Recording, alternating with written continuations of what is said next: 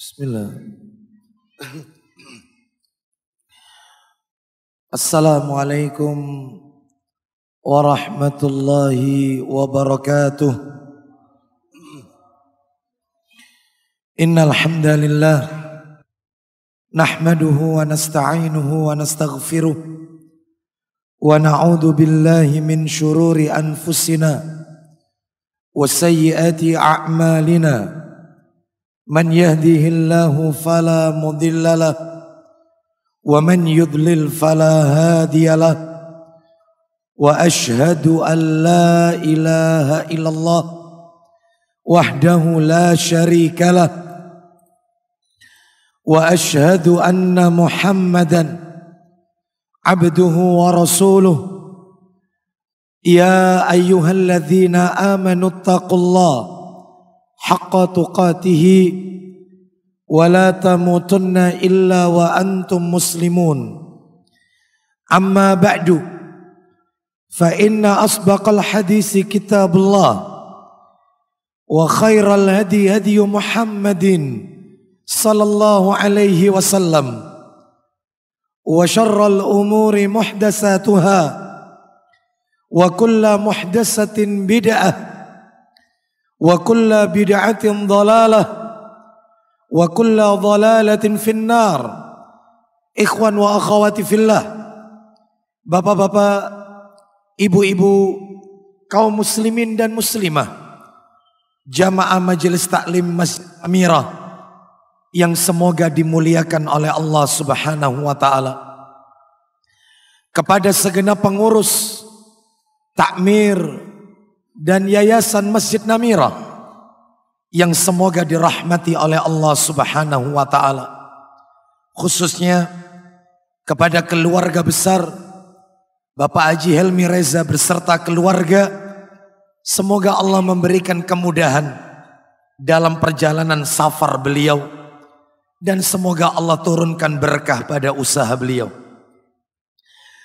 Tidak ada kata yang patut kita ucapkan pada sore hari ini melainkan rasa syukur kita kepada Allah Tabaraka wa Ta'ala atas segala karunia nikmat-nikmatnya sehingga kita dipertemukan kembali di salah satu rumah Allah dari sekian banyak rumah-rumah Allah yang ada di muka bumi ini, yaitu Masjid Namirah, di dalam rangka melaksanakan perintah Allah Subhanahu wa taala dan perintah Rasulnya sallallahu alaihi wasallam, yaitu talabul ilmi, menuntut ilmu. Semoga langkah kaki kita dari rumah menuju rumah Allah ini semuanya tercatat di sisi Allah sebagai pemberat timbangan amal kita di yaumil hisab. Sebagaimana Allah Subhanahu wa taala berfirman di dalam Al-Qur'an di surat Yasin, surat yang ke-36 ayat yang ke-12, Allah Subhanahu wa taala mengatakan, inna nahnu nuhyil mauta wa naktubu ma qaddamu wa atharahum wa kulla syai'in ahsaynahu fi imamin mubin. Yang menarik dari ayat ini adalah ketika Allah mengatakan wa naktubu ma qaddamu wa atharahum, dan kami telah menulis apa-apa yang telah mereka kerjakan dan bekas-bekas yang telah mereka tinggalkan. Kata para ulama, salah satunya disebutkan di dalam tafsir Ibnu Katsir, bahwasannya yang dimaksud dengan Allah menulis bekas-bekas yang telah mereka tinggalkan, Allah mencatat langkah kaki setiap hamba-hamba Allah yang dipergunakannya ketika di dunia ini menuju ke tempat-tempat yang diridhai oleh Allah Subhanahu wa taala. Salah satu di antaranya adalah melangkahkan kaki untuk salat berjamaah di masjid, melangkahkan kaki untuk menuntut ilmu, dan masih banyak lagi, yaitu hal-hal lain yang termasuk kategori yaitu ke tempat-tempat yang diridhai oleh Allah Subhanahu wa taala. Semoga kita termasuk di dalamnya. Salam dan salawat semoga tetap terlimpah kepada Rasulullah sallallahu alaihi wasallam, kepada istri-istri beliau ummahatul mukminin, kepada para sahabat-sahabat beliau, kepada para tabi'in, tabi'ut tabi'in ila yaumil akhir. Ikhwan dan akhwat rahimani wa rahimakumullah, sebelum kami menyampaikan materi tentang menggapai istiqomah sore hari ini, maka ada dua hal terlebih dahulu yang ingin kami sampaikan. Yang pertama, dari hati yang paling dalam, saya memohon maaf yang sebesar-besarnya apabila yaitu kami menyampaikan sore hari ini ada sedikit kendala dari suara, mengingat kami kurang begitu baik kondisi sehingga ada sedikit yaitu gangguan. Maka kami mohon maaf apabila didengar tidak yaitu atau kurang enak didengar.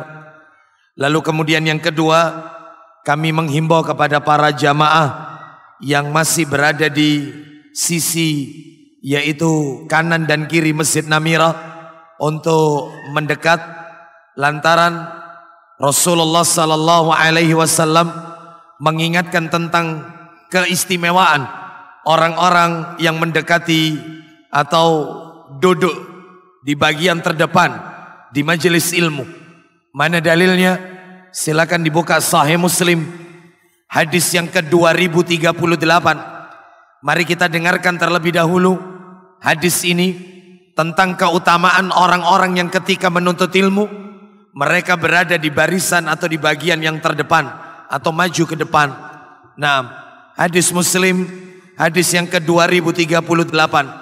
Adapun ibu-ibu, para akhwat tetap di tempatnya, tidak perlu maju ke depan, hanya bapak-bapak saja yang maju ke depan.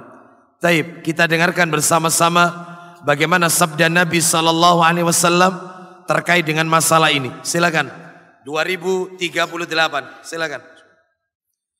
Dari Abu Waqid Al-Laythi radhiyallahu anhu katanya, pada suatu waktu ketika Rasulullah sallallahu alaihi wasallam sedang duduk di masjid beserta orang banyak, yakni ketika itu Rasul sedang memberikan pengajian.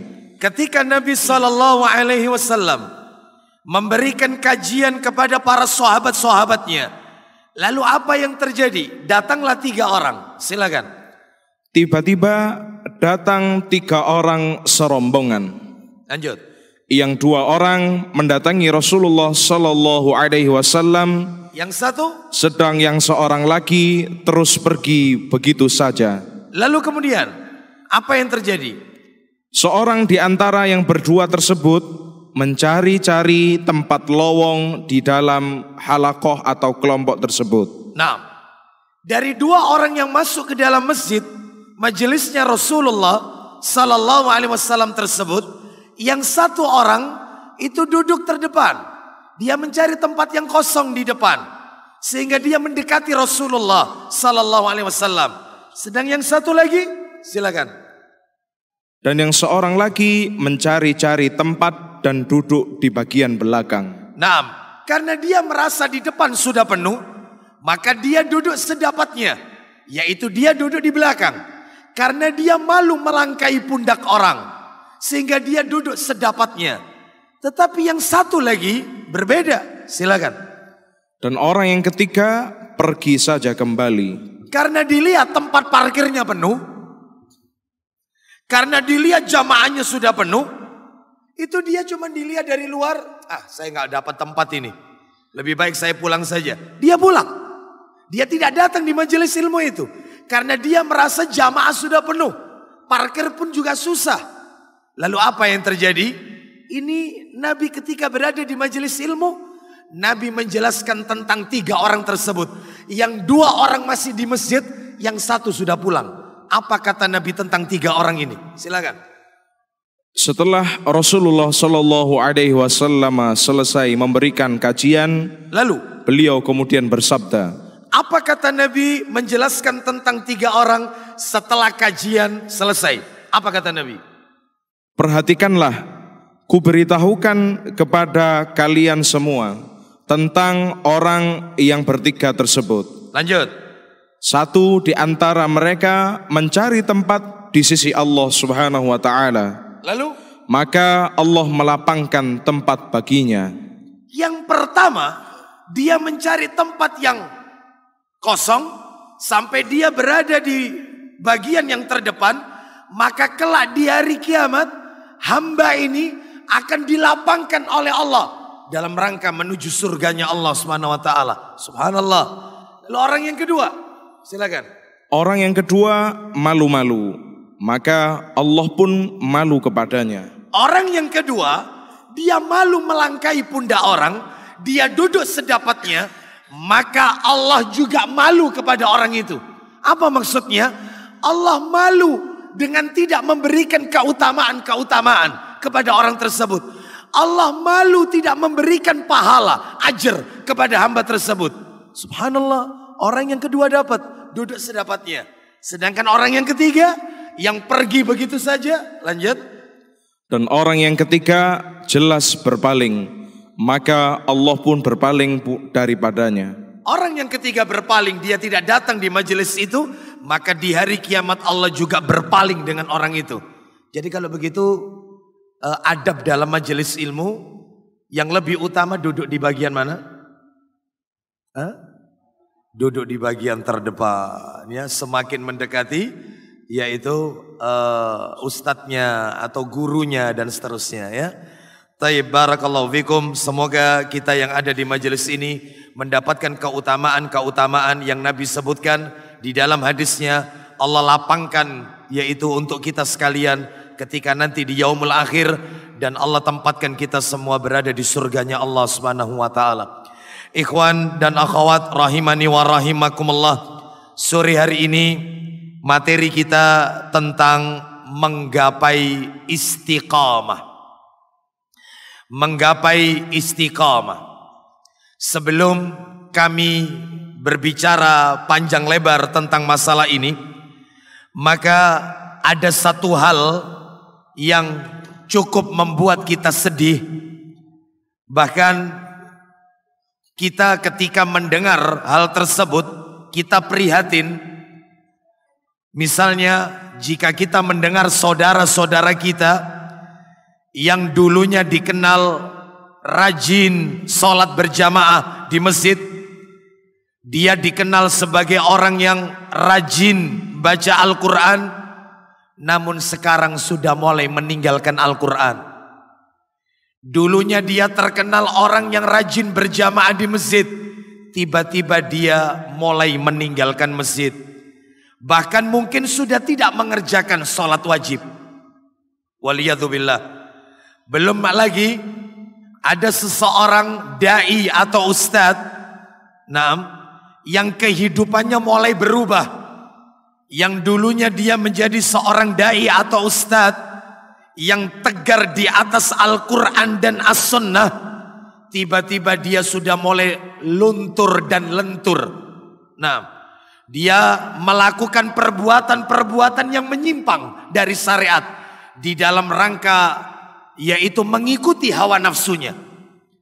Ada juga saudara-saudara kita, misalnya kaum akhwat, yang dulunya terkenal yaitu menutup aurat dengan jilbabnya yang sangat lebar, yang sangat besar.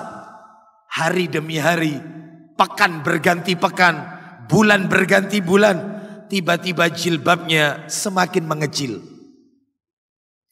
Yang dulunya dia terkenal istiqomah menuntut ilmu, tiba-tiba dia semakin hari semakin menjauhkan diri dari majelis ilmu. Bahkan ada juga sebagian di antara saudara-saudara kita yang dulunya takut berbuat maksiat, tiba-tiba dia sudah mulai mengenal yang namanya maksiat dan mencicipi maksiat tersebut. Waliyadzubillah. Inilah fenomena-fenomena yang terjadi di masyarakat kita, yaitu tentang tidak istiqomahnya seseorang dalam beribadah, dalam ketaatan kepada Allah Subhanahu wa ta'ala. Oleh karena itu, kata para ulama salaf, kata para alim ulama, para ulama-ulama salaf, ketika mereka melihat kondisi sebagian kaum muslimin yang giat pada waktu-waktu tertentu saja, lalu kemudian mereka tidak melakukan amal ibadah tersebut, mereka tinggalkan, terutama ketika di bulan Ramadan. Mereka mengenal Allah hanya di bulan Ramadan saja. Mereka mengenal Al-Quran, mereka bersedekah, sholat malam, mereka rajin yaitu melakukan amalan-amalan kebaikan hanya di bulan Ramadan saja. Setelah Ramadan lewat, mereka tinggalkan semua amalan-amalan tersebut. Mereka beribadah hanya momen-momen tertentu saja. Para ulama salaf berkata, bi'sal qaumu la ya'rifunallaha illa fi Ramadan. Kata mereka, alangkah buruknya tingkah laku mereka. Mereka tidak mengenal Allah melainkan hanya di bulan Ramadan saja. Mereka hanya beribadah hanya di bulan Ramadan saja. Seakan-akan Allah yang punya Ramadan dengan Allah yang punya selain Ramadan itu berbeda. Padahal Bapak Ibu sekalian, tidak ada di dalam Islam istirahat untuk beribadah. Tidak ada. Kita diciptakan oleh Allah untuk beribadah. Wa ma khalaqtul jinna wal insa illa liya'budun. Dan aku tidak ciptakan jin dan manusia kecuali untuk beribadah kepada Allah Subhanahu wa taala. Imam Ahmad rahimahullah pernah ditanya, yaitu, wahai Imam Ahmad, kapan sesungguhnya kita ini istirahat? Kapan sebenarnya kita ini istirahat? Imam Ahmad rahimahullah menjawab, kita baru bisa dikatakan istirahat apabila kaki kita sudah menginjak surganya Allah Subhanahu wa taala. Selesai, tidak ada ibadah. Tidak ada kamusnya. Saya bulan ini enggak sholat dulu, saya bulan ini tidak puasa dulu, insya Allah nanti mulai bulan depan. Tidak ada istirahat. Bahkan Allah Subhanahu wa taala berfirman di dalam Al-Quran surat Al-Hijr, surat yang ke-15, ayat yang terakhir 99. Apa kata Allah? Wa'bud rabbaka hatta ya'tiyakal yaqin. Dan sembahlah Allah Rabbmu sampai datang masa yang diyakini, yaitu ajal. Jadi kalau roh sudah sampai di kerongkongan, berhenti, selesai. Ibadahnya berhenti. Maka tidak ada ceritanya kita beristirahat dalam beribadah. Kita terus harus beribadah kepada Allah Subhanahu wa taala. Bahkan Allah ingatkan di dalam surat yang lain, surat Al-Nasrah. Apa kata Allah? Fa idza faraghta fansab wa ila rabbika farghab. Apabila kalian telah melakukan satu amal ibadah, maka kerjakan amal ibadah berikutnya, lakukan berikutnya. Jangan pernah membuat space, jangan pernah memberikan ruang kosong kepada syaitan untuk menggoda kita. Nggak boleh. Oleh karena itu kita semua setelah taklim ini, kalau memang masih ada waktu kosong, zikir. Kalau memang sudah berzikir, baca Quran. Kalau sudah baca Quran, apalagi? Terus beribadah, ibadah. Tidak ada berhentinya, tidak ada istirahat. Oleh karena itu, maka tentunya kita merasa sedih apabila mendengar saudara-saudara kita yang dulunya istiqomah dalam menjalankan ibadah kepada Allah, tiba-tiba mereka sudah mulai meninggalkan ibadah tersebut. Oleh karena itu Bapak Ibu sekalian, sore hari ini saya akan membacakan sebuah hadis Nabi. Sebelumnya saya mohon maaf karena materi ini belum kami perbanyak. Tapi nanti jangan khawatir, materi ini akan kami berikan kepada takmir. Nanti akan diperbanyak dan silakan nanti diminta kepada takmir. Nah, saya akan membacakan sebuah hadis Nabi Sallallahu Alaihi Wasallam. Hadis yang diriwayatkan oleh Tirmidzi di dalam kitab sunannya. Hadis yang ke-3522. 3522. Bagaimana cerita di dalam hadis tersebut? Mari kita dengarkan, yaitu bunyi hadis ini. Setelah hadis ini kita dengarkan, ya, kita bacakan, kita perhatikan, maka kita akan kupas pelajaran apa yang bisa kita ambil dari hadis ini. Silakan dibaca Ustaz. Nah, Tirmidzi hadis yang ke-3522 dari Syahr. Silakan. Dari Syahr bin Hausyab radhiyallahu anhu, dia berkata, Qultu li ummi Salamah, ya ummal mu'minin, ma kana aktsaru du'ai Rasulillahi sallallahu alaihi wasallam idza kana indaki. Silakan. Aku bertanya kepada Ummu Salamah radhiyallahu anha, wahai ummul mukminin. Ulang lagi pertanyaannya. Aku bertanya kepada Ummu Salamah radhiyallahu anha. Apa kata Syahr bin Hausyab kepada Ummu Salamah radhiyallahu anha? Silakan. Wahai ummul mukminin, doa apa yang sering dibaca oleh Rasulullah sallallahu alaihi wasallam ketika berada di sisimu? Nah, jelas pertanyaannya. Wahai ummul mukminin, nanti kita jelaskan satu persatu ini. Wahai ummul mukminin, doa apa yang sering dibaca oleh Rasulullah ketika Nabi berada di sisimu? Masya Allah, semangatnya para sahabat untuk meniru, mencontoh sunnah Nabi sallallahu alaihi wasallam. Lalu apa jawaban Ummu Salamah radhiyallahu anha? Qalat, kana aktsaru du'aihi, ya muqallibal qulub, tsabbit qalbi ala dinik. Silakan. Kemudian Ummu Salamah radhiyallahu anha menjawab, silakan. Doa yang sering beliau sallallahu alaihi wasallam baca adalah, wahai zat yang membolak-balikkan hati, tetapkanlah hatiku di atas agamamu. Ya muqallibal qulub, tsabbit qalbi ala dinik. Qalat faqultu ya Rasulullah, ma aksara du'aaka ya muqallibal qulub, tsabbit qalbi ala dinik. Nah, silakan. Kemudian Ummu Salamah radhiyallahu anha berkata, silakan. Kemudian aku bertanya kepada Rasulullah sallallahu alaihi wasallam, silakan. Wahai Rasulullah, mengapa doa yang sering kau baca, yakni wahai zat yang membolak-balikkan hati, tetapkanlah hatiku di atas agamamu? Perhatikan Bapak Ibu sekalian, pertanyaan Syahr bin Hausyab cuma satu. Doa apa yang sering dibaca Nabi ketika berada di sisimu? Jawabannya Ummu Salamah ada dua. Apa itu? Satu, doa yang sering dibaca Nabi adalah ya muqallibal qulub, tsabbit qalbi ala dinik. Yang kedua, Ummu Salamah berkata, aku juga pernah bertanya kepada Nabi, mengapa engkau sering membaca ya muqallibal qulub, tsabbit qalbi ala dinik. Mulai poinnya sekarang, mulai mengerucut. Ini alasannya Nabi, kenapa Nabi memperbanyak berdoa ya muqallibal qulub. Silakan. Qala ya Umma Salamah, innahu laisa adamiyun illa wa qalbuhu baina usbu'aini min asabi'illah. Silakan.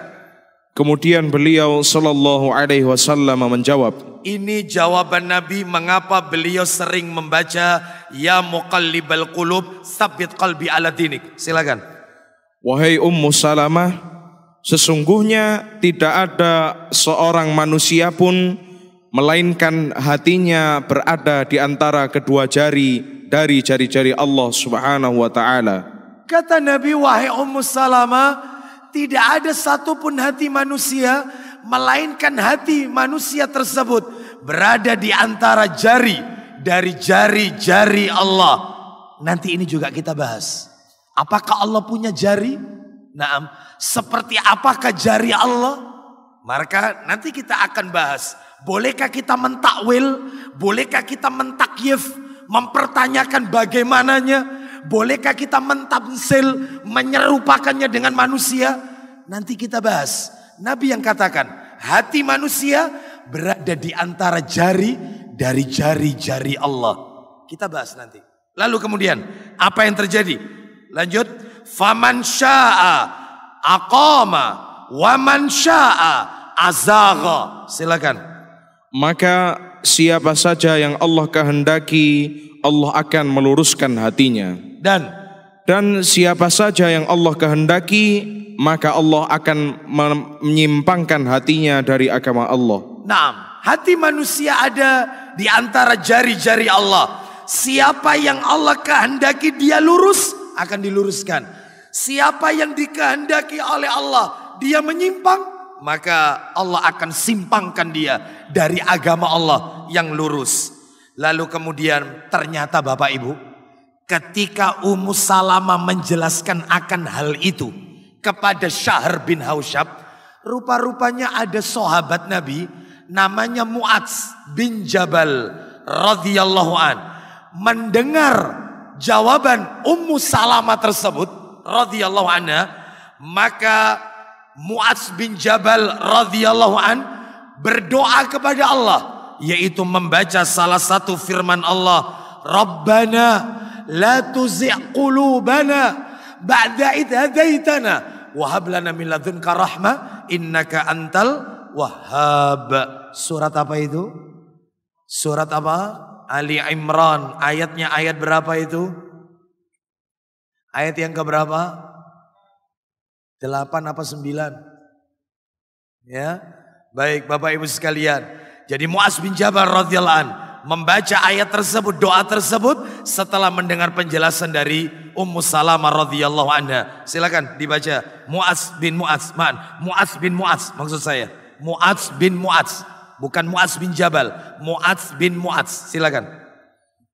Mu'adz bin Mu'adz radhiyallahu anhu kemudian membaca ayat, wahai Rabb kami, janganlah engkau membuat hati kami menyimpang setelah engkau memberikan petunjuk kepada kami. Baik, sekarang kita akan dengarkan.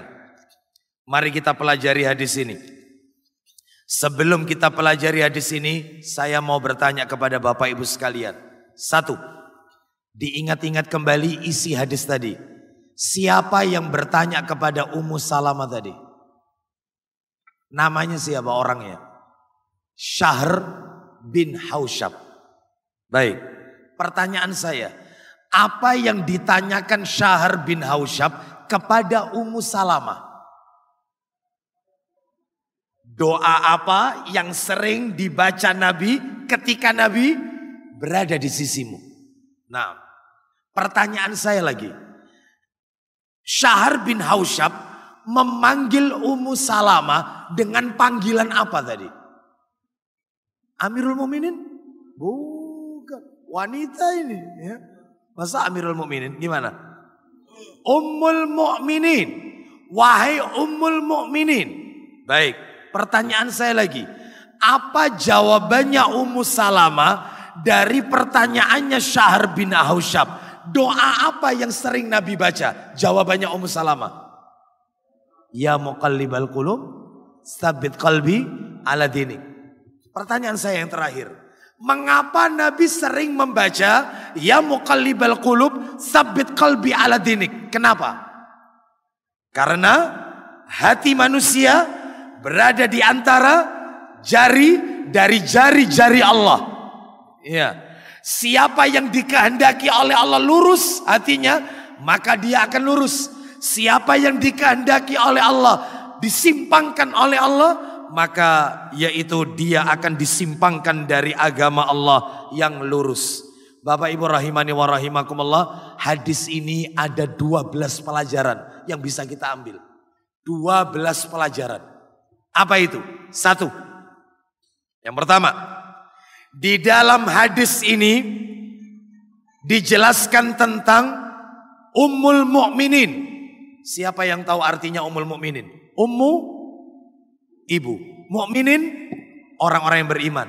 Ummul Mukminin artinya ibunya orang-orang yang beriman. Bapak Ibu, mohon maaf, di dalam Islam istilah ibu itu ada 2. Saya ulang ya. Di dalam Islam yang namanya ibu itu ada 2. Yang pertama, ibu dari sisi agama. Dan yang kedua, ibu dari sisi nasab, keturunan. Adapun ibu dari sisi agama, maksudnya adalah istri-istrinya Rasulullah Sallallahu Alaihi Wasallam. Mana dalilnya? Seluruh istri Nabi itu ibu kita. Meskipun kita tidak lahir dari rahim mereka, karena mereka adalah ibu kita, ibu dari sisi agama, bukan dari nasab. Mana dalilnya istri-istri Nabi itu ibu-ibunya orang yang beriman? Buka Al-Quran, suratnya Al-Ahzab, ayatnya ayat 6.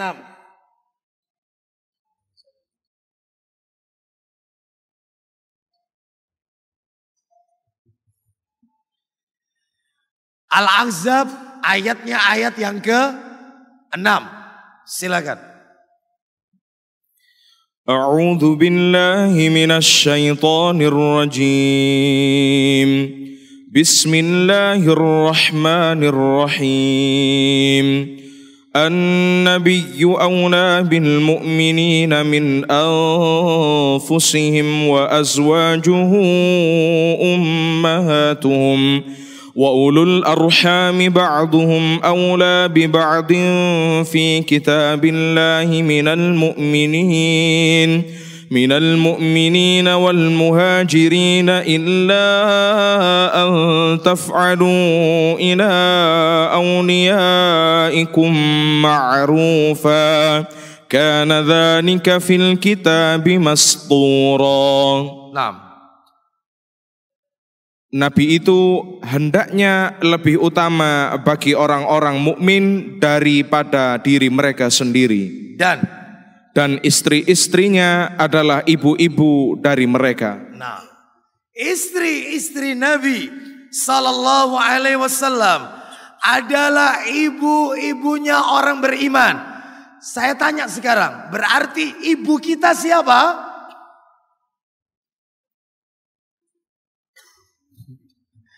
Siapa ibu kita?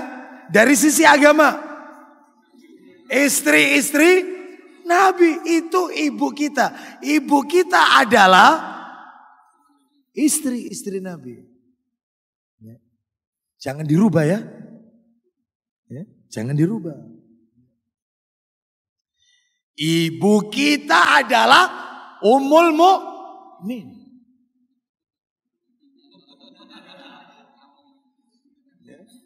Istri-istri Nabi. Nah, siapa yang tahu siapa saja istri-istri Nabi? Namanya. Angkat tangan. Siapa nama istri-istri Nabi? Silakan. Angkat tangan. Gak ada hadiah di sini ya? Gak ada ya? Gak ada. Mana? Angkat tangan. Iya, silakan Pak. Siapa saja istri-istri Nabi? Khadijah binti Khuwailid. Sauda binti Zam'a. Silakan. Aisyah, bukan Aisyah. Aisyah organisasi Bapak ya. Aisyah. Aisyah bintu Abi Bakar. Terus 3. Hafsah bintu Umar bin Khattab. Terus Zainab bintu Huzaimah. Baik, terus Ummu Salamah. Nama aslinya siapa Ummu Salamah? Hindun. Hindun binti. Lanjut. Zainab binti Jaksi. Terus Juwairiyah binti Harith bin Abi Dhirar. Terus Ummu Habibah. Siapa nama aslinya Ummu Habibah? Ramlah. Itu baca apa tuh itu? Baca itu. Subhanallah. Lengkap Bapak. Masya Allah, luar biasa ya. Barakallahu fikum. Ya. Nggak apa-apa sambil membaca, nggak apa-apa ya. Toh juga nggak ada aturan mainnya. Bapak Ibu rahimani wa rahimakumullah. Yang disampaikan tadi benar. Ya, Khadijah binti Khuwailid, Sauda binti Zam'a, Aisyah binti Abu Bakar As-Siddiq. Lalu Hafsah binti Umar, Zainab binti Huzaimah. Ummu Salamah, Hindun binti Abu Umayyah, Zainab binti Jaksi, Juwairiyah binti Haris bin Abi Dhirar, ya. Lalu kemudian Ummu Habibah Ramlah binti Abu Sufyan, lalu Sofia binti Huyai, dan yang ke-11 Maimunah binti Haris bin Hazan, ya. Ummul Mukminin. Lalu kemudian bagaimana sikap kita kepada mereka? Karena mereka adalah ibunya orang yang beriman. Disebutkan di dalam tafsir Ibnu Katsir. Baca Ustaz, keterangannya ini Ustaz. Al-Hafiz Ibnu Katsir. Kita dengarkan ya. Itu bisa kita dapatkan di juz yang ke-6. Halaman 449. Karena mereka istri-istri Nabi adalah ibu-ibunya orang yang beriman. Sikap kita kepada mereka bagaimana? Kita dengarkan, silakan. Al-Hafidh Ibnu Katsir rahimahullah di dalam tafsirnya mengatakan, silakan, bahwa tidak halal bagi kaum mukminin menikahi istri-istri Nabi. Nggak boleh menikahinya karena termasuk ibu. Makanya Aisyah radhiyallahu anha ketika beliau ditinggal wafat oleh Nabi, beliau menjadi janda usia 18 tahun. Maka ketika beliau wafat sampai usia 63 tahun, Aisyah radhiyallahu anha wafat 63, Khadijah 65, ya, Ummu Salamah 90 tahun ketika wafat. Nah, jadi ketika usia 18 tahun sudah jadi janda, maka selama itu pula sampai usianya yaitu 63 tahun tidak ada satupun yang diperbolehkan menikahi, yaitu istri-istri Nabi. Jadi jandanya Nabi nggak boleh dinikah, tapi jandanya kita boleh. Janda kita boleh, janda Rasul nggak boleh, haram. Ya, silakan lanjutkan. Baik janda karena, silakan. Baik janda karena diceraikan oleh Nabi maupun janda setelah wafatnya Nabi. Baik janda dicerai oleh Nabi atau janda setelah wafatnya Nabi. Bahkan tingkat keharamannya adalah seperti menikahi ibunya sendiri. Tuh, seperti itu. Namun ada pengecualian. Silakan Ustaz. Tidak haram, namun tidak haram menikahi anak-anak mereka. Tidak. Mengapa? Diperbolehkan menikahi anak-anak Nabi. Seperti siapa Ustaz? Silakan. Seperti Fatimah yang dinikahi oleh sahabat Ali ibnu Abi Thalib. Fatimah dinikahi sahabat Ali bin Abi Thalib radhiyallahu an. Terus Ruqayyah dan Ummu Kulthum yang dinikahi oleh sahabat Utsman ibnu Affan. Dan yang lainnya juga demikian. Adapun mereka adalah ibu-ibu kaum mukminin. Maksudnya satu, wajibnya kita menghormati. Dua, menjunjungnya. Tiga, memuliakannya. Empat, dan mengagungkannya.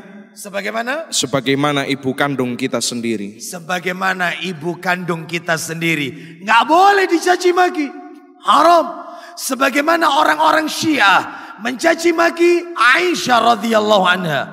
Nah, oleh karena itu maka sikap kaum mukminin kepada mereka ummahatul mukminin yaitu adalah menghormatinya, menjunjungnya, memuliakannya, mengagungkannya sebagaimana kita menjunjung, memuliakan, mengagungkan ibu kandung kita sendiri. Ini ibu dari sisi agama. Sedangkan ibu dari sisi nasab siapa? Yaitu ibu yang melahirkan kita. Mana dalilnya? Ibu dari sisi nasab adalah ibu yang melahirkan kita. Silakan dibuka surat 58 Al-Mujadilah ayatnya ayat 2. 58 Al-Mujadilah ayatnya ayat 2. Silakan. A'udzu billahi minasy syaithanir rajim. Ayat 2. Baik. الذين يظاهرون منكم من نسائهم ما هن أمهاتهم إن أمهاتهم إلا اللائي ولدنهم وإنهم ليقولون منكرا من القول وزورا وإن الله لعفو غفور. Silakan Ustaz. Orang-orang yang menzihar istrinya di antara kalian atau menganggap istrinya sebagai ibunya, padahal tiadalah istri mereka itu ibu-ibu mereka. Lanjut. Dan ibu-ibu mereka tidak lain hanyalah wanita yang melahirkan mereka. Nah, ibu dari sisi nasab. Ibu-ibu mereka adalah wanita yang melahirkan mereka. Jadi di sini sudah jelas, ibu di dalam Islam ada dua. Dari sisi nasab, yaitu ibu yang melahirkan kita, dan dari sisi agama, yaitu ummahatul mukminin, istri-istri Nabi sallallahu alaihi wasallam. Baik, ini yang pertama. Yang kedua, di dalam hadis ini yaitu dijelaskan Syahr bin Hausyab bertanya kepada Ummu Salamah, siapa beliau ini sebenarnya? Nah, baik, sekilas saja ya biografinya yang kami nukil dari kitab, yaitu dari kitab Siyar A'lam An-Nubala yang ditulis oleh Imam Adz-Dzahabi rahimahullah. Di situ dijelaskan bahwasanya Ummu Salamah radhiyallahu anha adalah, beliau bernama Ummu Salamah Hindun bintu Abu Umayyah bin Mughirah bin Abdullah bin Umar Al-Makhzumiyah. Itu satu. Yang kedua, nama ibunya adalah Atikah bintu Amir Al-Kinaniyah. Beliau menikah dengan Rasulullah sallallahu alaihi wasallam. Nah, sebelum menikah dengan Rasulullah, beliau pernah menikah dengan seorang laki-laki, yaitu yang bernama Abu Salamah bin Abdul Asad Al-Makhzumi, seorang lelaki yang saleh. Beliau adalah istri Rasulullah yang meninggal paling akhir, meninggalnya paling akhir. Beliau diberi oleh Allah umur panjang sampai sempat mendengar kematian cucunya Rasulullah sallallahu alaihi wasallam, yaitu Husain, pada tahun 61 Hijriah. Jadi beliau ini istri Nabi yang meninggalnya paling akhir. Usianya paling tua, 90 tahun ketika meninggal. Makanya sempat mendengar Husain dibunuh, cucunya Nabi sallallahu alaihi wasallam. Sempat. Nah, tahun 61 Hijriah. Beliau wafat usia 90 tahun dan dimakamkan di pekuburan Baqi. Semoga Allah SWT melapangkan jannahnya untuk beliau. Nah, saya mau tanya ini. Harus kenal dengan istri-istrinya Nabi sallallahu alaihi wasallam. Tolong sebutkan siapa istrinya Nabi sallallahu alaihi wasallam yang meninggalnya 2-3 bulan setelah Rasul wafat.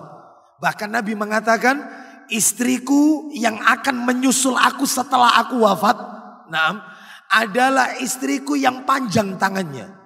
Nah, sehingga pada waktu itu semua istri Nabi berkumpul, yaitu mensolonjerkan, yaitu tangannya. Siapa ini yang panjang, yang duluan? Ya, Nabi bilang, istriku yang akan menyusul aku setelah aku wafat, nggak lama setelah aku wafat, adalah istriku yang panjang tangannya. Siapa itu? Ternyata yang meninggal duluan siapa? Zainab. Nah, yaitu Zainab binti Jakshi radhiyallahu anha, meninggal 2 sampai atau 3 bulan setelah Nabi sallallahu alaihi wasallam wafat. Ternyata ketika meninggal itu diperiksa, yaitu oleh istri-istri Nabi yang lain. Ternyata tangannya ketika yaitu diulurkan, tangannya justru yang paling pendek. Tetapi Nabi mengatakan yang panjang tangannya. Rupa-rupanya para istri Nabi yang lain tahu bahwasanya yang dimaksud Nabi yang paling panjang tangannya adalah istriku yang pandai menyamak dan menjahit. Nah, dan hasil menyamak kulit itu dan menjahit itu dijual, lalu semuanya diinfakkan di jalan Allah Subhanahu wa taala.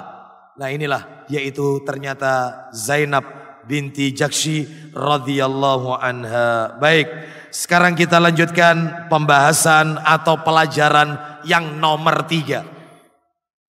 Bapak Ibu, yang nomor 3, diperbolehkan bagi seorang lelaki bertanya kepada seorang ustadzah. Boleh.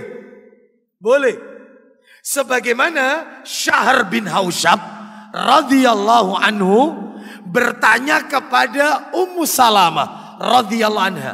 Boleh, dengan catatan, dengan syarat terhindar dari fitnah. Jadi boleh kalau dia ingin bertanya tentang suatu ilmu kepada seorang wanita muslimah atau seorang ustadzah, Naam, seorang wanita yang alim boleh. Sebagaimana dulu juga terjadi, yaitu di zaman Nabi Sallallahu Alaihi Wasallam, ada seorang sahabat, buka Sahih Bukhari, Ustaz. Buka Sahih Bukhari nomor 1707, 1707, yaitu ada seorang sahabat yang bernama Al-Aswad. Dia bertanya kepada Aisyah radhiyallahu anha. Silakan baca 1707. Dari Al-Aswad radhiyallahu anhu katanya, saya bertanya kepada Aisyah radhiyallahu anha apa yang dilakukan Nabi sallallahu alaihi wasallam dalam rumah tangga beliau. Padahal dia seorang laki-laki bertanya kepada seorang wanita apa yang dilakukan Nabi dalam rumah tangganya. Apa jawaban Aisyah? Nabi kalau di rumah ngerjakan apa? Silakan. Aisyah berkata, beliau selalu mengerjakan urusan rumah tangga. Apabila datang waktu sholat? Apabila datang waktu sholat, maka beliau pergi untuk melakukan sholat. Jadi bukan aib. Suami membantu pekerjaan istri itu bukan aib. Bukan. Sebagaimana Nabi SAW menjahit bajunya sendiri, ya, menjahit sandalnya sendiri, bukan aib. Ya, oleh karena itu jika ada seorang suami yang memilah-milah pekerjaan, ini adalah bagianku dan ini bagianmu, ya, itu maka ini adalah bukan suami yang baik, tetapi yaitu dia ikut campur, dia ikut andil membantu pekerjaan istrinya. Nah, baik kita lanjutkan, yaitu yang keempat pelajarannya. Lihat tadi, betapa semangatnya umat di masa itu di dalam rangka menghidup-hidupkan sunnah Nabi. Hal ini terlihat dari pertanyaannya Syahr bin Hausyab kepada Ummu Salamah. Doa apa yang sering Nabi baca ketika Nabi berada di sisimu? Berarti ini menunjukkan umat di waktu itu semangat untuk mengikuti sunnah Nabi Sallallahu Alaihi Wasallam. Yang kayak begini banyak contohnya. Silakan dibuka Sahih Muslim. Nomornya 1320 1320, di mana datang 3 orang laki-laki menemui Aisyah radhiyallahu anha. Mereka bertanya kepada Aisyah apa yang Nabi lakukan dalam kesehariannya. Katanya Aisyah radhiyallahu anha, terkadang Nabi sholat malam, terkadang Nabi tidak sholat, terkadang Nabi puasa, terkadang Nabi tidak puasa. Bahkan Nabi juga menikah, memiliki keturunan. Maka 3 orang ini mereka berbicara satu dengan yang lain. Orang yang pertama berkata, mulai hari ini yaitu aku tidak akan pernah berbuka, tetapi aku akan puasa terus. Kenapa? Kalau Nabi wajar, Nabi itu maksum, tempatnya sudah jelas, surganya Allah Subhanahu wa taala. Sedangkan kami belum tentu. Maka aku akan beribadah, yaitu puasa terus. Kalau Nabi kadang puasa kadang tidak, aku akan puasa terus. Satu. Yang kedua, orang kedua berkata bahwasanya aku tiap malam akan sholat malam terus, tahajud terus, gak akan pernah tak tinggal. Yang ketiga, aku gak akan pernah menikah. Sebab dengan menikah maka ibadahku yaitu tidak bisa tumaknina.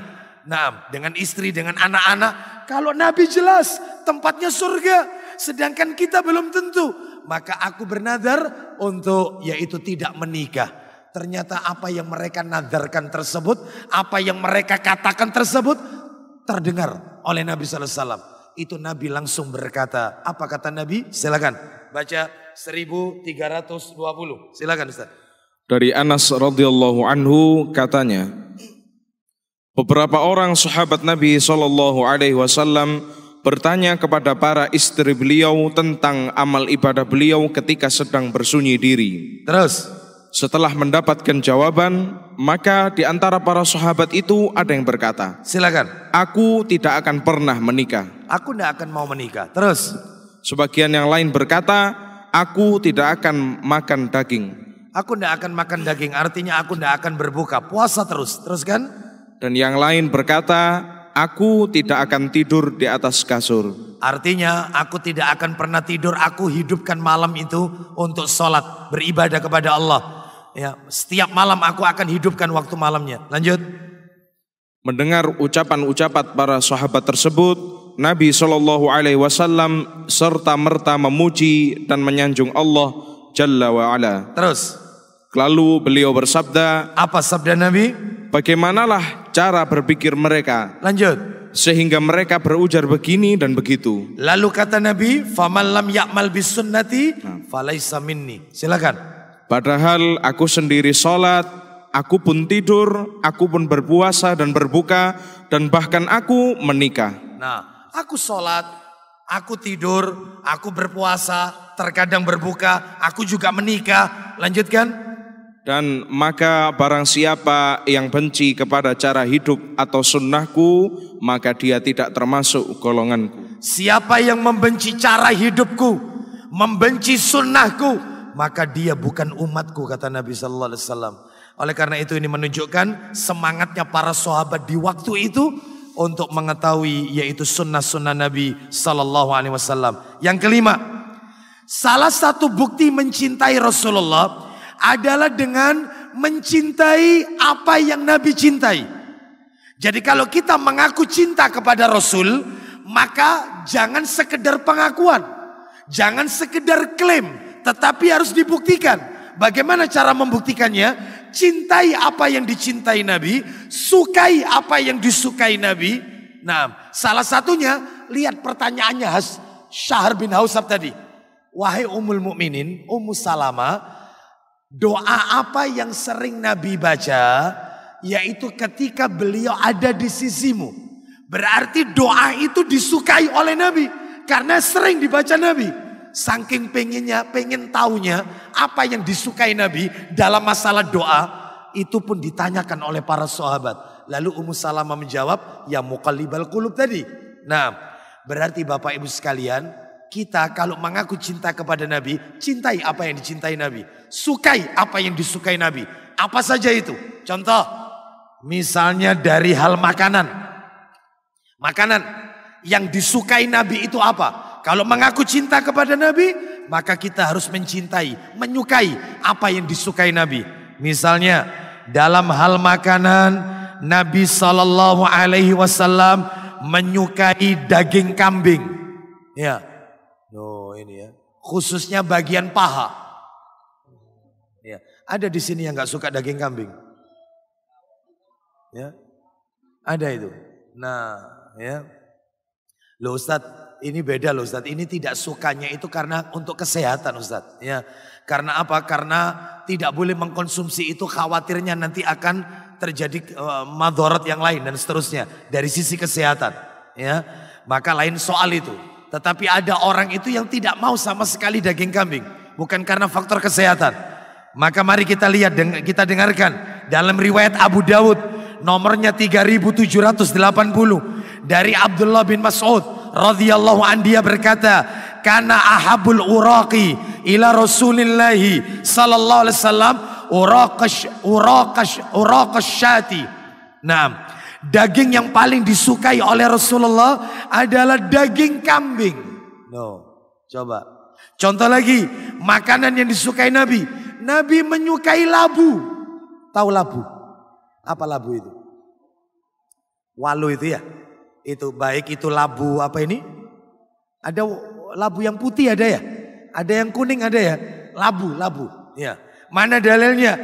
Dalilnya yaitu disebutkan Abu Dawud hadis yang ke-3780 dari Anas bin Malik radhiyallahu anhu, dia berkata, ketika Nabi sallallahu alaihi wasallam diundang oleh salah seorang untuk makan di rumahnya, maka Nabi bersama Anas bin Malik radhiyallahu anhu datang ke rumah itu. Lalu kata sahabat Anas, aku melihat Rasulullah sallallahu alaihi wasallam menikmati labu yang berada di sekeliling piring besar. Sehingga sejak saat itu aku menjadi senang dengan labu. Awalnya gak senang, gara-gara Nabi memakan labu, terus dimakan sama Nabi, maka sahabat Anas pun ikut, yaitu menyenangi apa yang disenangi oleh Nabi. Masya Allah. Terus lagi, misalnya lagi, yaitu kesukaan Nabi sallallahu alaihi wasallam dalam hal ibadah. Dalam hal ibadah, contohnya Nabi menyukai puasa Senin Kamis. Coba disebutkan di dalam riwayat, yaitu riwayat Tirmidzi, Hadis yang ke-747 dari Abu Hurairah radhiyallahu an.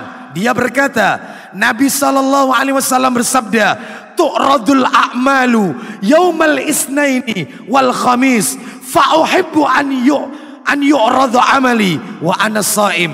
Kata Nabi, amal ibadah seorang hamba, amal perbuatan seorang hamba diangkat kepada Rabbul Izzati wal Jalalah setiap hari Senin dan Kamis. Maka aku senang, aku suka ketika amalku diangkat menghadap Allah. Aku sedang dalam keadaan puasa. Loh, Nabi senang puasa Senin dan Kamis. Itu. Kalau mengaku cinta kepada Nabi, ayo. Kita sukai, kita cintai apa ibadah yang disukai Nabi. Contoh, Nabi paling senang baca zikir subhanallah, walhamdulillah, wala ilaha illallah, wallahu akbar. Mana dalilnya? Dalilnya riwayat Muslim. Nomornya 2317. Di antara zikir-zikir yang Nabi sukai, disebutkan dalam riwayat ini adalah zikir yang berbunyi subhanallah, walhamdulillah, wala ilaha illallah, wallahu akbar. Boleh ditambah wala haula wala quwata illa billah. Itu zikir yang paling disukai Nabi. Nah, dan masih banyak lagi hal-hal yang lain yang disukai oleh Nabi sallallahu alaihi wasallam. Contoh lagi misalnya dalam hal warna. Warna apa yang disukai oleh Nabi? Ada yang tahu? Warna hijau. Ya, warna hijau. Mana dalilnya? Dalilnya riwayat At-Tabrani di dalam kitab Sahih Jami'us Shaghir. Nah, hadis ini disahihkan oleh Syekh Albani rahimahullah dalam Sahih Jami'us Shaghir nomor 4623. Kata Anas bin Malik radhiyallahu an, dia berkata, "Kana ahabu alwani ilaihil khudra." Warna yang paling disukai Nabi adalah hijau. Hijau. Pakaian yang disukai Nabi, pakaian apa yang disukai Nabi? Pakaian apa? Al-qamis, ya, al-gamis yang disukai Nabi. Mana dalilnya? Dalilnya yaitu riwayat Tirmidzi 1762 dari Ummu Salamah radhiyallahu anha, dia berkata, "Kana ahabbas thiyabi ilan nabiyyi al-qamis." Artinya, pakaian yang paling disukai Nabi adalah pakaian gamis. No. Ya. Dan masih banyak lagi yang lain, yaitu yang disukai dan dicintai Nabi sallallahu alaihi wasallam. Ya, ada satu lagi ini. Ada satu lagi. Enggak apa-apa ya saya baca ya. Enggak apa-apa ya. Baik. Jadi ternyata saya bacakan dulu saja hadisnya ya. Saya bacakan dulu. Hadis riwayat Ahmad, Al-Hakim, Baihaqi, disahihkan oleh Syekh Albani dalam kitab Sahih Jami'us Shaghir nomor 3124 dari Anas bin Malik radhiyallahu an. Dia berkata, Nabi sallallahu alaihi wasallam bersabda, "Hubbiba ilayya min dunyakum an-nisa wat-tib wa ju'ilat qurratu aini fis salat." Kata Nabi, yang lebih aku sukai, aku cintai dari dunia kalian adalah beristri banyak. Senang gitu, ya. Senang ya, menyukai, punya istri banyak ya. Mengaku cinta kepada Nabi sallallahu alaihi wasallam ya. Seperti ini. Terus apa lagi? Watib, wewangian. Wangi-wangian. Itu senang Nabi memakai parfum ya. Nah, saya mau tanya sama ibu-ibu. Mungkin gak dengar nanti ya. Mungkin tolong dijawab dalam hati saja ibu-ibu. Saya mau tanya nih, Bu, parfum itu yang ada di rumah Anda itu biasanya sama suami itu dipakai pada saat kapan? Minyak wangi itu, Bu. Kalau mau pergi. Ya. Atau kalau mau menemui orang penting baru pakai minyak wangi. Begitu ya. Seakan-akan istri di rumah itu bukan orang penting. Bayangkan. Jadi kalau sudah di rumah, sudah ya, pakai kaos dalam, sarungan itu mulai pagi sampai sore. La ilaha illallah Muhammad Rasulullah. Ya, nggak boleh. Rasul saja mau tidur pakai celak, bercelak. Rasul mau tidur bercelak. Anda mau tanya nih bapak-bapak, bapak-bapak kalau mau tidur bercelak? Subhanallah, tidak berhias. Nabi menyenangi minyak wangi, parfum, wewangian. Terus apa lagi yang disenangi oleh Nabi? Di antaranya adalah yaitu disebutkan yang Nabi senangi adalah yaitu melaksanakan ibadah sholat. Dijadikan kesejukan dalam hati beliau, yaitu dalam mengerjakan sholat. Jadi Nabi itu kalau sudah sholat hatinya itu tenang gitu ya. Masya Allah. Kalau kita kan tidak ya. Kita tidak. Kalau untuk menenangkan hati kita, apa yang kita lakukan biasanya? Dengarkan musik. Jangan Pak. Nggak boleh ya. Maka kalau kita ingin tenang, zikir ya, karena zikir ini adalah bagian daripada upaya untuk menenangkan hati. Ala bidzikrillahi tatmainnul qulub. Hanya dengan berzikir kepada Allah hati menjadi tenang. Salah satu bentuk zikirnya membaca Al-Qur'an, salat, bagian dari mengingat Allah Subhanahu wa taala. Baik, kita lanjutkan sekarang yang nomor 6. Nah, ini. Di dalam hadis ini tadi dikatakan bahwasannya hati manusia berada di antara jari dari jari-jari Allah. Nah, apakah Allah punya jari? Ahlus sunnati wal jamaah menetapkan, ya, Allah punya jari. Apakah sama dengan makhluknya? Laisa kamitslihi syai'un. Nah, Allah tidak bisa yaitu diserupakan dengan, yaitu tidak ada sesuatu pun yang serupa dengan dia, yaitu Allah. Wa huwas samiul basir, dan dia maha mendengar dan maha melihat. Ya. Bahkan bukan hanya ini saja. Apakah Allah punya tangan? Punya. Mana dalilnya? Al-Maidah. Surat Al-Maidah. Al-Maidah ayat 64. Jadi tolong jangan ditamsilkan, diserupakan, jangan ditanyakan, takyif, jangan tahrif, diselewengkan maknanya. Tetapi imani apa adanya, sebagaimana yang dikatakan oleh Allah dan Rasulnya. Jangan dirubah maknanya, apa adanya saja, dan jangan diserupakan. Apakah Allah punya jari? Punya. Apakah sama dengan makhluknya? Laisa kamitslihi syai'un. Apakah Allah punya tangan? Punya. Apakah sama dengan makhluknya? Laisa kamitslihi syai'un. Al-Maidah ayat 64. Al-Maidah surat 5 ayat 64 Ustaz. Fadhal Ustaz. Silakan kita dengarkan bersama-sama. Silakan. A'udzu billahi minasy syaithanir rajim.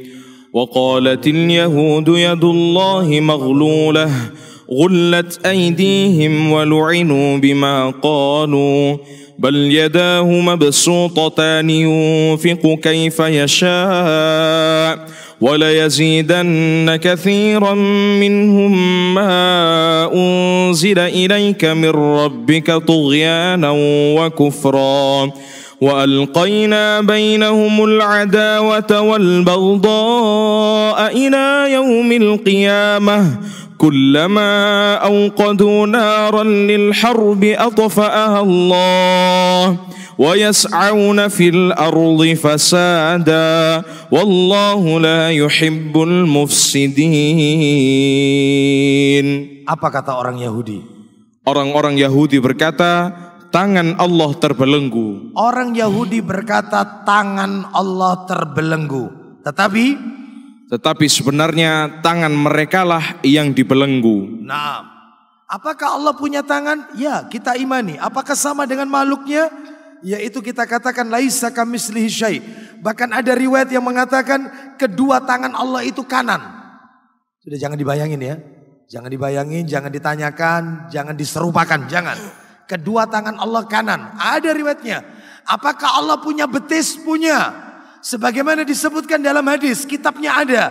Yaitu di dalam kitab Sahih Targhib wa Tarhib. Nomor 3591. Nanti di hari kiamat Allah menyingkap betisnya. Nah, berarti Allah punya betis? Punya. Apakah sama dengan makhluknya? Tidak bisa diserupakan dengan makhluknya. Enggak boleh diserupakan, enggak boleh ditanyakan, dan tidak boleh yaitu diselewengkan artinya. Imani apa adanya. Nah, apakah Allah bisa berlari? Nah, mari kita lihat. Buka Sahih Muslim Ustaz. Nomornya 2300. Kata Nabi sallallahu alaihi wasallam, apabila seorang hamba itu berjalan, nah, maka Allah akan mendatanginya dengan berlari. Loh, coba kita imani. Apakah berlarinya sama dengan makhluknya? Enggak, laisa kamitslihi syai'un. Enggak boleh diserupakan dan tidak boleh dirubah dengan makna yang lain. Maksudnya berlari itu begini. Enggak boleh. Imani apa adanya. Allah berlari, selesai. Allah memiliki betis, selesai. Sami'na wa ata'na. Jangan dirubah. Kita lihat, silakan. 2300, baca Ustaz. Dari Abu Hurairah radhiyallahu anhu, katanya Rasulullah sallallahu alaihi wasallam bersabda. Ya, silakan. Allah Azza wa Jalla berfirman. Apa kata Allah Azza wa Jalla? Hadis qudsi berarti ini. Silakan.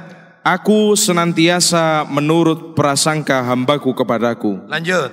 Dan aku senantiasa bersamanya ketika dia menyebut namaku. Teruskan. Jika dia menyebut namaku di dalam hatinya, terus? Maka aku menyebutnya pula di dalam hatiku. Jika hambaku menyebut aku di dalam hatinya, maka aku akan menyebutnya dalam hatiku. Kata Allah Azza wa Jalla. Teruskan. Dan jika dia menyebutku di dalam majelis yang ramai, maka aku menyebutnya dalam majelis ramai yang lebih baik. Lanjut. Jika dia mendekatiku sejengkal, maka aku akan mendekatinya sehasta. Teruskan. Dan jika dia mendekatiku sehasta, maka aku akan mendekatinya sedepa. Terakhir. Jika dia datang kepadaku berjalan kaki, aku mendatanginya dengan berlari. Ya. Kita imani apa adanya. Ya, baik, kita lanjutkan. Jadi tidak seperti kelompok-kelompok yang lain yang mana mereka keterlaluan dalam mentakwil, mentafsirkan, ya, mentamsil, maka ini tidak diperbolehkan. Imani apa adanya. Nomor 7. Hadis ini menunjukkan kepada kita, masih ingat tadi apa kata Nabi? Bahwasannya Nabi mengatakan apabila Allah berkehendak maka akan diluruskan hatinya. Tetapi apabila Allah tidak berkehendak maka Allah simpangkan hatinya. Berarti asalnya istiqomah itu tempatnya di hati. Jadi kalau pengen tahu istiqomah itu asalnya di mana, itu di hati. Barang siapa yang hatinya istiqomah untuk taat kepada Allah, maka Allah jadikan seluruh anggota tubuhnya mulai ujung rambut sampai ujung kaki istiqomah, taat kepada Allah. Tetapi kalau hatinya tidak istiqomah, maka sekujur tubuhnya, alat panca inderanya, dia tidak akan pernah taat kepada Allah Subhanahu wa taala. Insya Allah Bapak Ibu sudah hafal ini hadisnya. Bagaimana itu? Dalam riwayat Bukhari itu ya. Nah, nomor 43, hadis nomor 43 dari Abu Abdullah Nu'man bin Bashir radhiyallahu anhuma. Dia berkata, aku mendengar Nabi sallallahu alaihi wasallam bersabda begini. Insya Allah sering mendengar hadis ini. Ala wa inna fil jasadi mudghah idza salahat salahal jasadu kulluh wa idza fasadat fasadal jasadu kulluh ala wahyal qalbu. Kata Nabi, ketahuilah di dalam tubuh manusia ada segumpal daging. Jika daging itu baik, maka baik pula sekujur tubuhnya. Nah, tetapi apabila daging itu rusak, maka rusak pula sekujur tubuhnya. Ala wahyal qalbu, dan daging itu adalah jantung atau hati. Nah, maka Bapak Ibu sekalian, jadi kalau ada orang dewasa ini berkata bahwasannya memakai jilbab, memelihara jenggot, itu tidak perlu. Yang penting itu hatinya baik. Percuma kalau jilbaban tapi hatinya tidak baik.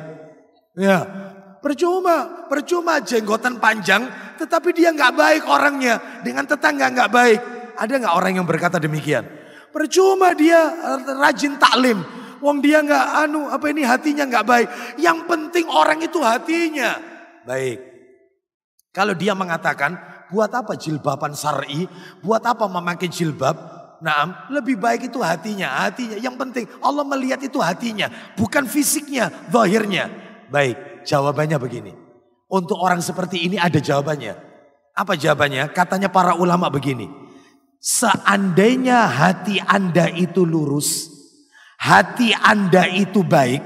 Kalau hati Anda baik, hati Anda lurus, maka mestinya akan tampak dari perbuatan dan tingkah laku Anda.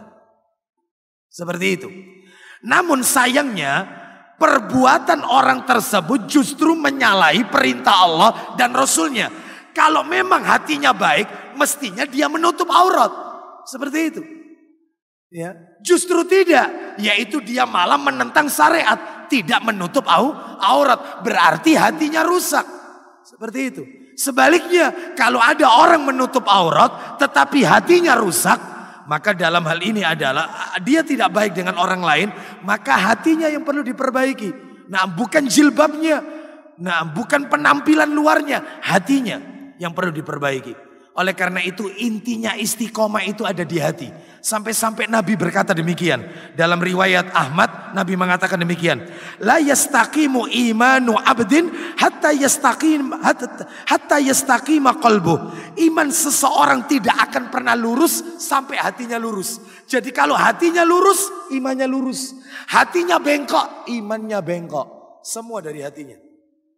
Nah, sebagaimana tadi kata Nabi, apabila hatinya baik, sekujur tubuhnya ikut baik. Nampak zahirnya baik. Tetapi kalau hatinya rusak, sekujur zahir tubuhnya itu juga rusak. Ya, makanya kalau ada orang itu, maaf ini ya, waktu senggangnya dipakai untuk baca Quran, matanya dipakai untuk baca Quran, telinganya digunakan untuk mendengarkan nasihat para yaitu ulama-ulama, tangannya dipakai untuk menyantuni orang, langkah kakinya digunakan untuk ke tempat-tempat yang diridhoi, itu berarti hatinya baik. Nah, tetapi jika seseorang itu berbeda dengan hal yang kami sebutkan tadi, maka hatinya adalah rusak. Tampak dari zahirnya dia menyimpang dari ajaran Rasulullah sallallahu alaihi wasallam. Maka sekarang yaitu Bapak Ibu kami persingkat karena mengingat waktunya. Langsung saja, yaitu yang keberapa sekarang? Yang ke-8 ya. Yang ke-8 pelajaran yang bisa kita ambil yang 8 adalah kata para ulama, apabila kita berdoa kepada Allah. Tadi kan Nabi mengatakan ya muqallibal qulub. Katanya para ulama, doa yang penting untuk kita mohonkan kepada Allah. Nah, doa penting yang dimohonkan kepada Allah itu intinya 6. Jadi Bapak Ibu kalau mau berdoa, jangan minta yang lain dulu sebelum minta yang 6 ini. Itu. Bapak Ibu silakan nanti kalau punya bukunya Ustadz kita, Ustadz Yazid bin Abdul Qadir Jawas, hafizahullah ta'ala, itu judulnya kumpulan doa dari Al-Quran dan As-Sunnah.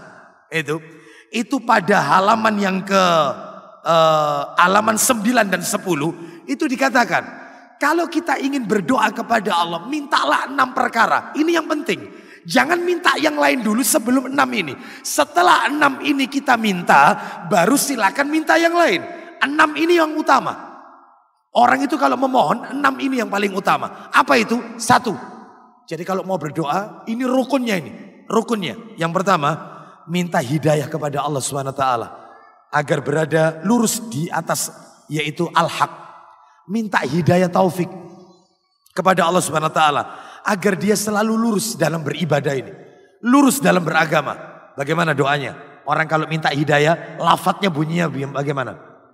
Allahumma inni as'alukal huda wattuqa wal afafa wal ghina. Ya Allah, aku memohon kepadamu petunjuk, ketakwaan, terpelihara diri dan hidup berkecukupan. Jadi ini yang pertama, minta hidayah. Hidayah ini mahal Pak. Ada orang yang hidup di zaman Nabi, tetapi maaf matinya tetap kafir. Sekalipun dia berjumpa dengan Nabi. Siapa? Salah satunya adalah, yaitu diantaranya adalah paman Nabi Sallallahu Alaihi Wasallam. Yang ketika Nabi menjenguk, yaitu Abu Talib. Yang pada waktu itu di sisi Abu Talib ada Abu Jahal. Nabi berkata kepada Abu Talib, ya ammu, qul la ilaha illallah kalimatan asyhadu laka biha indallah. Wahai paman, ucapkan la ilaha illallah. Aku akan menjadi saksi bagi paman kelak di hari kiamat. Aku yang akan membela paman nanti. Masya Allah. Ternyata Abu Talib mengikuti ajaran, yaitu ayahnya, kakeknya Nabi, Abdul Muttalib.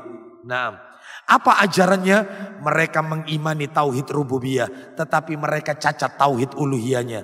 Mereka mengimani Allah pencipta. Mereka tahu Allah pemberi rezeki. Mereka tahu Allah pemilik alam raya beserta seluruh isinya. Tetapi mereka tetap meminta kepada berhala-berhala. Sisi tauhid rububiyahnya benar, tauhid uluhiyahnya cacat.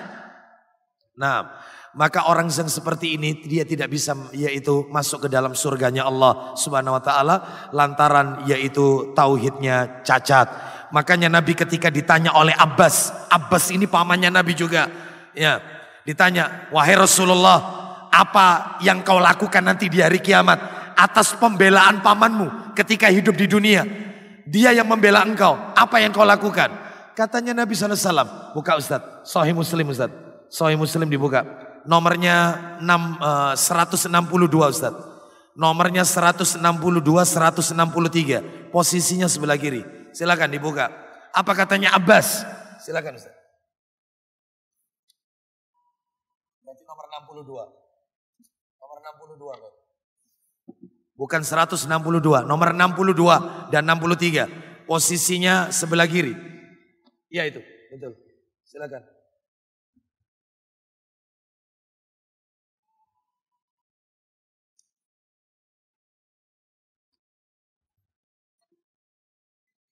Ini. 166. Ya, 166. Posisinya sebelah kiri, betul. Silakan, baca Ustaz. Dari Abbas bin Abdul Muttalib, silakan. Dari Abbas ibn Abdul Muttalib radhiyallahu anhu, katanya dia bertanya kepada Rasulullah sallallahu alaihi wasallam. Apa pertanyaannya? Ya Rasulullah, adakah bermanfaat kepada Abu Thalib kasih sayang dan pembelaannya terhadap engkau ya Rasul? Terus kemudian Rasulullah sallallahu alaihi wasallam menjawab, apa jawaban beliau? Ada. Ada, apa itu? Dia berada di dalam neraka dengan kedalaman sebatas mata kaki. Dia berada di neraka, yang neraka itu hukuman untuk Abu Thalib adalah sebatas mata kakinya, yang membakar sampai sebatas mata kaki, yang bisa mencairkan otaknya, kata Nabi SAW. Teruskan. Kalaulah bukan karena pembelaanku kepadanya, dia berada di tingkat yang paling bawah dalam neraka. Kalau bukan karena syafaatku, maka Abu Thalib berada di neraka yang paling bawah. Berarti ini menunjukkan Bapak Ibu, ada syafaat itu fungsinya mengeluarkan orang dari neraka masuk ke surga. Ada syafaat itu yang memperingan. Awalnya dia berada di kerak neraka, sebagaimana tadi mengatakan, Nabi tadi mengatakan, kalau bukan karena syafaatku, dia berada di kerak neraka yang paling bawah. Jadi ada yang meringankan, tetap nggak keluar dari neraka, tapi diringankan. Dan seringan-ringan hukuman untuk penduduk neraka adalah hukuman yang diterima oleh Abu Thalib, yaitu sebatas mata kaki. Lanjutkan Ustaz. Bahkan dalam riwayat, silakan. Dari Ibnu Abbas radhiyallahu anhuma katanya, silakan. Rasulullah sallallahu alaihi wasallam bersabda, apa katanya? Seringan-ringannya siksa penduduk neraka ialah siksa yang diderita Abu Thalib. Abu Thalib. Dia memakai sepasang terompah yang membuat otaknya menggelegak. Yang membuat otaknya menggelegak. Itu hukuman paling ringan. Makanya minta hidayah. Supaya tetap istiqomah. Nggak fluktuatif ibadahnya. Ibadahnya tidak mengenal bulan-bulan tertentu. Supaya ajek. Nah, minta hidayah. Yang kedua, kalau kita berdoa kepada Allah, yang diminta yang kedua, minta diampuni dosa-dosanya oleh Allah. Minta diampuni. Nah, yang ketiga, minta dimasukkan surga, dijauhkan api neraka. Allahumma inni as'alukal jannah wa a'udzubika minan nar. Kalau yang tadi, yaitu minta diampuni dosa-dosanya banyak. Bapak-bapak, ibu-ibu ketika sholat saja, itu minta ampunan. Contoh, di antaranya kalau baca iftitah. Allahumma ba'id baini wa baina khotoyaya kama ba'atta bainal masyriqi wal maghrib. Allahumma naqqini min khotoyaya, dan seterusnya ya. Itu sampai ketika duduk di antara dua sujud. Rabbi firli warhamni wajburni warfa'ni wahdini. Nah itu Rabbi firli, ya Allah, ya Rabb ampunilah aku. Loh sudah. Ketika ruku baca apa? Subhanakallahumma wa bihamdika Allahumma ghafirli. Loh. Atau boleh bacaan yang lain, Subhana rabbiyal azimi boleh. Atau ketika sujud, Subhanakallahumma wa bihamdika Allahumma gfirli, minta ampun. Ya. Bahkan ketika tahiyat, innaka hamidum majid. Terus kan ada tambahan doa. Allahumma inni a'udzubika min adzabi jahannam wa min adzabil qabri wa min fitnatil mahya wal mamati wa min syarri fitnatil masih dajjal. Ada lagi kan tambahan? Allahumma inni zalamtu nafsi zulman katsira wa la yaghfiru dzunuba illa anta faghfirli maghfiratan min indik warhamni innaka antal ghafurur rahim. Nah itu. Bahkan kan ada lagi tambahan, nyambung dengan yang nomor 3 tadi, minta dimasukkan surga, dijauhkan neraka. Ada ketika tahiyat, apa itu? Allahumma inni as'aluka ya Allahul ahadus somad. Atau ini, Allahumma inni as'aluka